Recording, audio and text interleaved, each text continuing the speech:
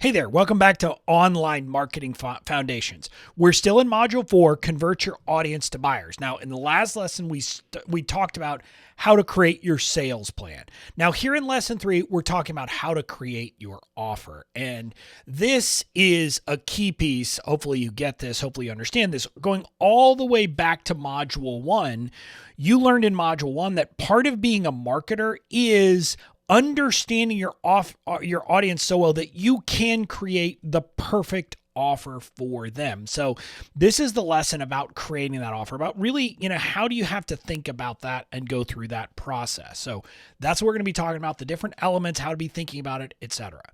We're going to start as always with a truth bomb, which this one's simple. Without an irresistible offer, you're screwed.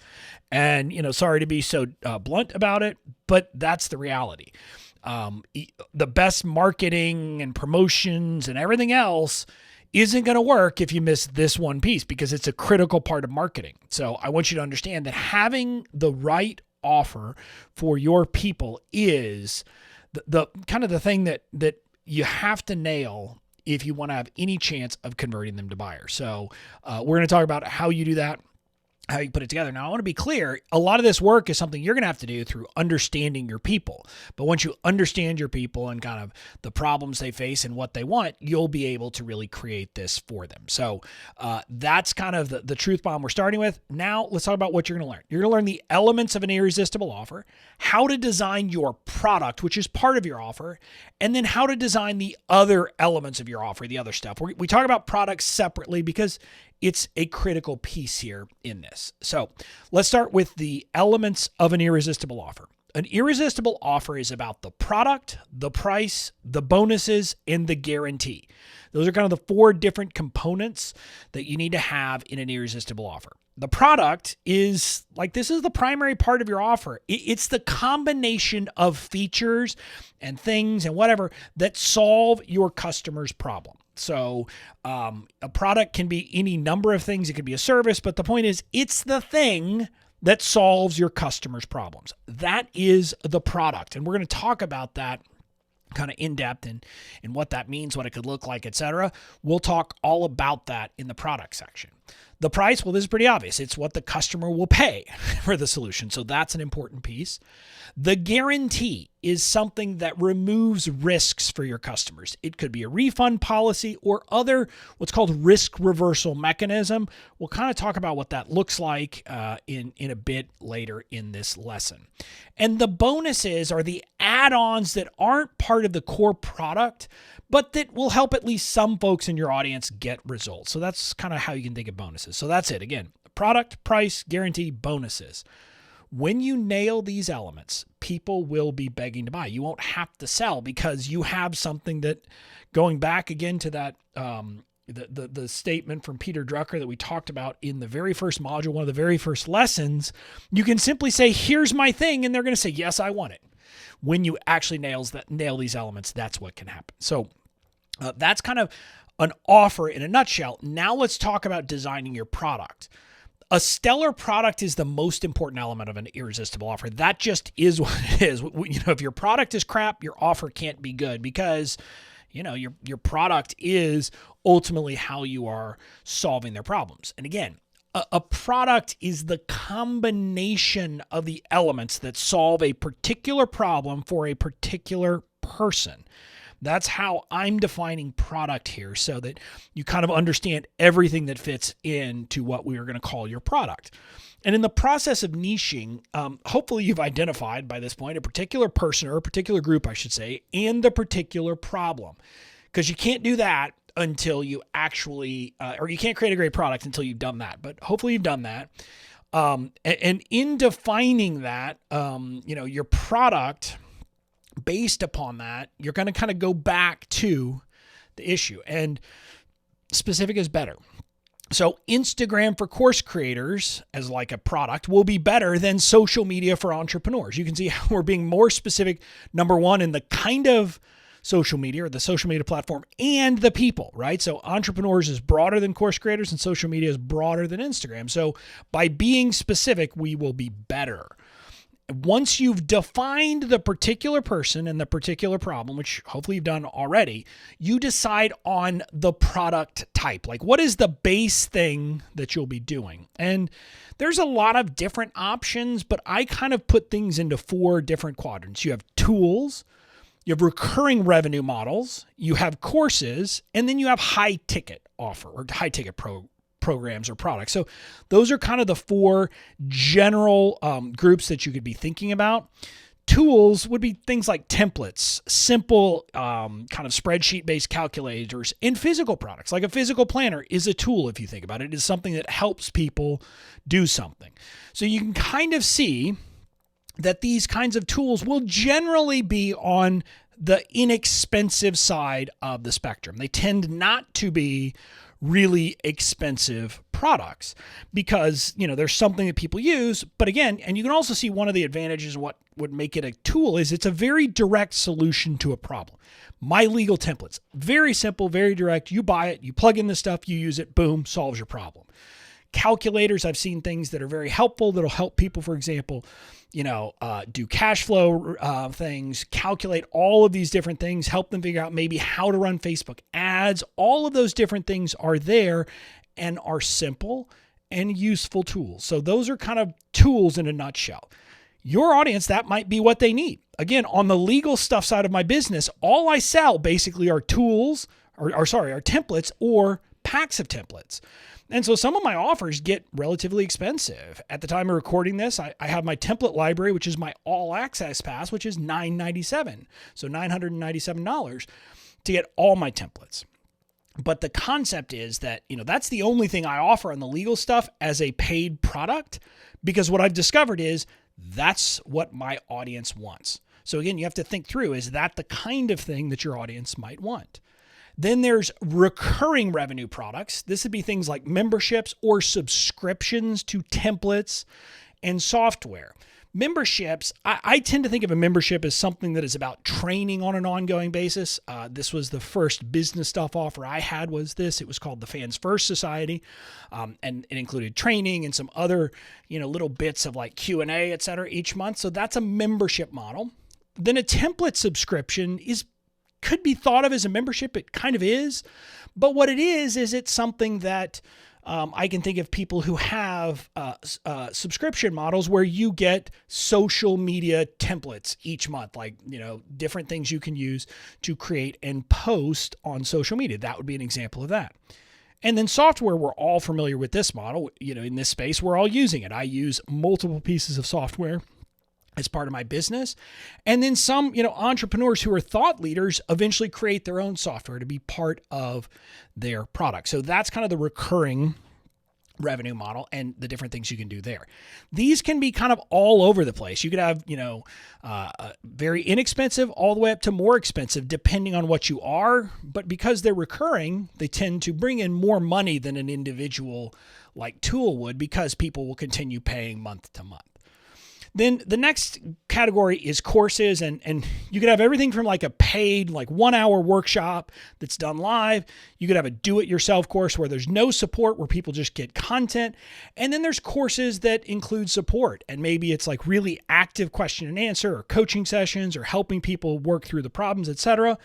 But those are the different options, and you can see how some will be relatively inexpensive, but some, depending on the level of support, could be incredibly expensive. So you can kind of see how these can run the gamut. But for courses, those tend to be things that are providing training and information. And then high ticket, these are the more expensive things. It's like boot camps where you get together for like 3 days and really work together in a group to implement. There's group coaching and masterminds, which are similar but not the same. Group coaching is more of, the person leading it with some training, with some coaching, with helping, whereas masterminds is the group itself helping each other. And then you have things like one-to-one services, like if you are a service provider, or if you do individual VIP days or individual coaching, that's also a high ticket.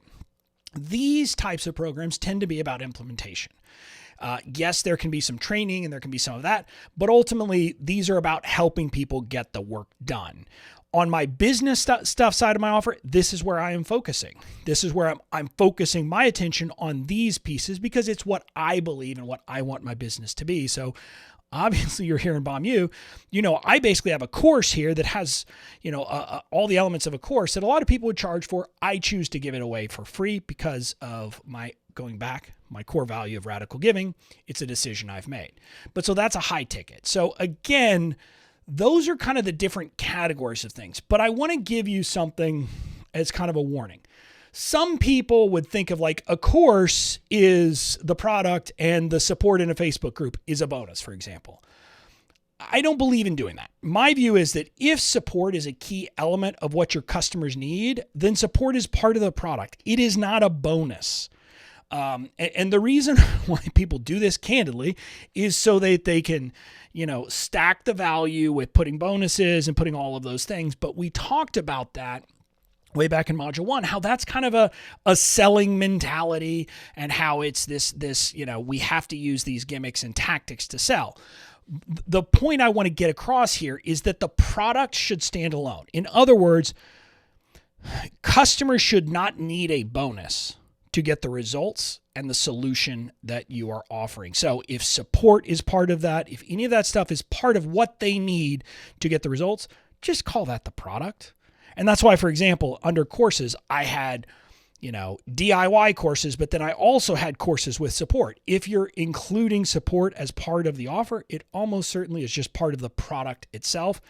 And you should call it a course with support. And that's kind of what the product is. So that's just a slight thing that I want to have you thinking about, because when you start doing the other thing, you're starting to play into the sales gimmickry, and you're going to have some problems and maybe get yourself in trouble. So that's the product. And you've got to do is pick the one that works for you based on your personality, but also for your audience. What do they want and how do they want, and what's the best way to create the solution? Then now let's talk about the other elements of your irresistible product, irresistible offer. Once you've picked your product and kind of gotten that nailed down, then you think about the other things. The product is the star, but you have to be intentional about price, bonuses, and guarantee. And look, pricing is as much art as science. But here's what I like to say. You should price your product at a level that is a no-brainer decision for your ideal customer. Your ideal customer should say, yep, no problem. I'm going to do it if this is a no-brainer. And you don't do that. And let me be clear. You shouldn't have to use sales gimmickry and false values and things like that to get them to say that. They should just look at it and say, woo, that's a no-brainer. Now, that will depend on who your audience is. For some audiences, let me back up. You're going to pick the right price for your audience. And for some people, they're going to look at it and say, man, that's way too expensive for me. That just means they're not your ideal customer. And you need to think about that. But, and here's where I want you to beware. There is a constant charge more message in the online space that kind of ignores the reality that charging more isn't always the way to go. And what I mean by this is you will hear people say, charge what you're worth. And you'll see memes that talk about the $1,500 paperclip at Tiffany & Co., for example. It says, if they can sell this for that much, we can sell our products for a lot too. So charge more. And you see that all the time. What I'm going to tell you is that's not how pricing works. You don't get to just decide, I'm going to charge more. You have to actually charge something that makes some sense. Now, you could get into very complicated analysis of this. And what I'm going to be clear is the analysis here, a lot of people will suggest is, well, figure out, well, if I want to make, $10,000 a month and you can figure it out, well, I got to price it this way to do that. That's not how you do it. The way you set prices right is not by looking at what you want or need. It's by looking at what the market wants, what the market needs. Again, remember that marketing is about looking outward, not inward. And so you need to understand what your market will bear. And you have to look at, and it's not, a science. Now, there are people who are experts at this and who could probably find you all of this stuff, but you're going to have to give your best bet. And I'm going to tell you, I'm going to be weird. It's better for you to start low and increase the price over time instead of come out of the gate at too high of a price. Because if you come out too high a price and you have some buyers, then it's really hard to reduce the price later. Because the people who bought it at more expensive are going to be mad at you and you're going to have to give them a refund. And there's all of these issues. You will always be better starting on the low end and going further up. Now, there is a more advanced strategy that's not about individual offers, which is about having an ascension model, which would mean you have, for example, maybe you have a DIY course and then you have like a coaching program that you're, kind of helping people solve the same problem. But one is for people who don't have the money yet, want to try it themselves. And the other is about, hey, I'm going to help people who want more kind of, direct support in the coaching program. You can do that. That's more advanced. But my point is, the better option, start at the low end and raise your price over time. That will help you avoid headaches. And by the way, the good thing is the people who come in at the beginning on the very cheap price become some of your best brand advocates because they got such immense value from their initial purchase. So that's pricing. You've got to find that price that's kind of a no-brainer for your ideal customer. Next, we're going to talk about bonuses. And bonuses are nice to have add-ons that will sweeten the deal for some buyers. Some of these times they will be time limited. You'll have some things to create some incentives, or, you'll just randomly decide to do like a promotion during some periods. But other times it's things like things that'll help folks get a jump start or overcome an obstacle to moving forward that maybe doesn't apply to everybody. So maybe there is like an obstacle that some members of your audience have. Well, you create a bonus to address that. You create that so you can help that group overcome this problem that would otherwise stop them from moving forward. So you can see how a bonus isn't something that everyone's going to need. And if they're already ready for the main product, hopefully they don't need it. It might make it easier, or it might be something that helps kind of a small group get ready for your main product. An example of something you could use is like a quick start guide or orientation call to help people navigate an online course the most efficient way possible. So that's just like one example where you can see that's just kind of a bonus add-on. They don't really need it, but it's like, hey, you'll get a chance to kind of get on, in a group and get some guidance here so you know exactly how to do this thing. That's a classic example of a bonus that is just making life easier. Now, I've got to give you a warning. This is the legal guy in me coming out. Calling something a bonus doesn't somehow mean you can take it away from people when you don't want to offer it anymore. And what I mean is, you don't have to continue offering it, but just because you called something a bonus in your offer or during the sales process doesn't mean that you could decide to stop delivering. Like, this comes up because I've had this come up in context. It doesn't matter whether something is your product, your bonus, or anything like that. If you promised it to people, you have to deliver it. And you have to deliver it as you promised it. I just raised this as something so that you're thinking about it and understanding that a bonus doesn't somehow mean they're not entitled to it. It just means that it's not something that is part of the core product. So that's kind of bonuses in a nutshell. Then a guarantee. This is an important part of your offer, especially when you're starting out, because it's the reality that people may be like, I don't know about this person. So what you need is something to remove the risk your audience will see in purchasing your product. They're going to look at your product and they're going to say, well, this might be risky, and you need something to overcome that. Now, once you're established, your reputation does a lot of the work of eliminating the risk, right? Because people will say, well, this person, I know them. And a lot of people's like, well, I've already bought from them in the past and I know. And so you have all of that and you don't have the same concern when you are a big name. Again, Apple is an example. Those of us who buy Apple products, they're an established brand. So, I feel like I know what I'm getting when I buy from Apple. When you become an established brand, that happens. But until you get to that point, a liberal refund policy is the best guarantee around. Now, a lot of people hate doing this. They're like, but I don't want to.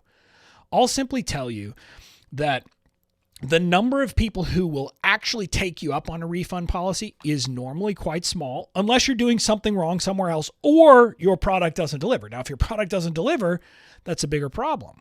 But having a liberal refund policy will help people who otherwise are your ideal person, but they're just sitting there saying, yeah, but I can't buy now because I don't know. I don't know if this is actually going to work.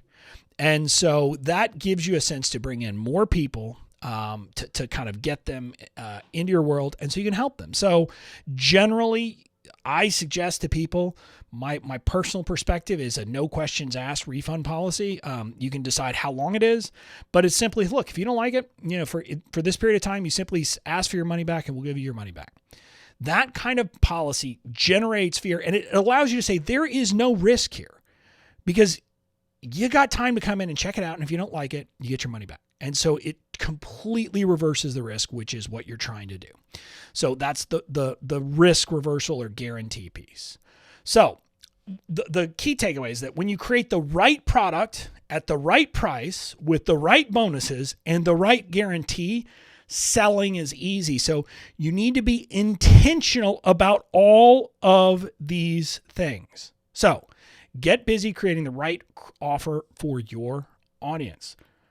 That's it for this lesson. In the next lesson, we'll talk about how to perfect your messaging. I'll see you there.